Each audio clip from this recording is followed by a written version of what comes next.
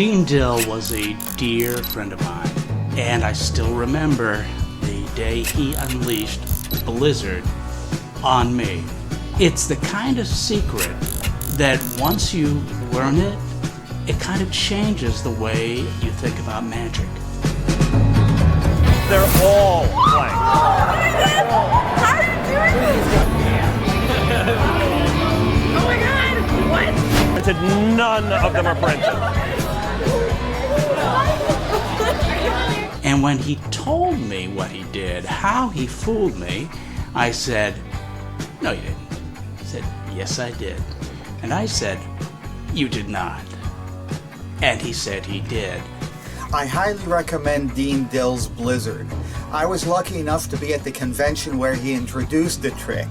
He walked up to my booth, he did this and completely fooled me. Then he explained how it worked and I was even more amazed. I had to carry it. For the next year or so, I sold hundreds of them, fooling every single person I showed it to, magician or layman. And in both cases, the second you hand them that blank deck and it's completely examinable, their brain explodes. I highly recommend you get it. You won't be sorry.